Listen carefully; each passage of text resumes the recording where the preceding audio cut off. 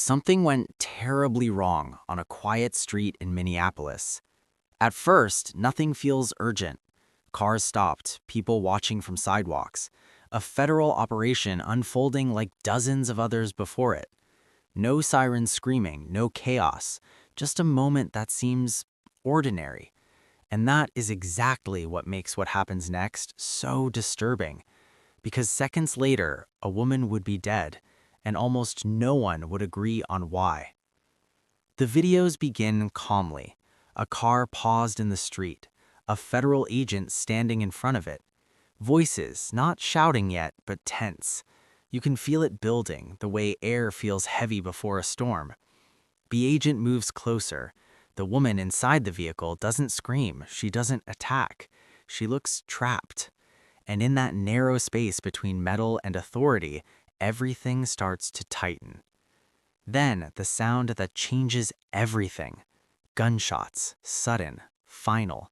No warning shot, no visible struggle, just the violent interruption of a moment that never looked like it was supposed to end this way. The car stops moving. The woman inside slumps, and the street freezes, as if even reality hesitates to accept what just happened. Almost immediately, the explanation arrives. Federal officials say the agent feared for his life. They say the vehicle was used as a weapon. They say this was self-defense. Simple words meant to close the case before it even opens.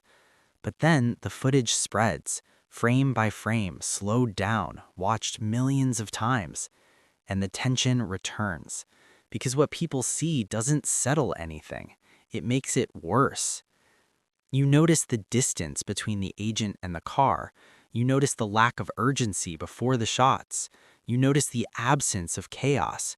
And suddenly the official story feels fragile, like glass under pressure.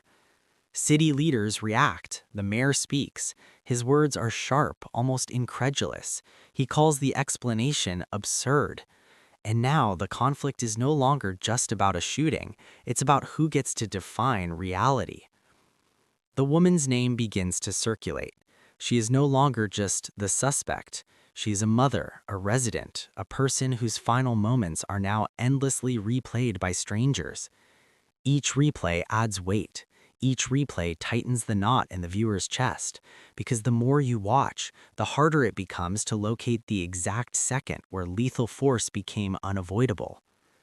Protests erupt, not all at once, but steadily, like pressure finding cracks. People fill the streets carrying signs, chanting, demanding answers. The tension doesn't explode, it simmers. Federal agents remain silent, investigations are announced, and then another shock lands. Federal prosecutors resign, quietly, abruptly, as if something behind the scenes has crossed a line no one wants to name out loud. And just when the story feels like it has reached its peak, it widens. This shooting is not isolated. It's part of a larger surge of federal enforcement. More agents, more operations, more fear. Minneapolis becomes a focal point, not because it wanted to be, but because history keeps choosing it. The past hangs over the present, heavy and unavoidable. Supporters of the agent speak up. They talk about split-second decisions, about danger, about what it means to stand in front of a moving vehicle. Their arguments add another layer of tension, because they are not entirely abstract. They force the viewer to confront uncomfortable questions. How fast is too fast? How afraid is afraid enough? And who decides when fear becomes lethal? The investigation continues, but answers move slowly. Footage is partial, statements are filtered, silence grows louder than words.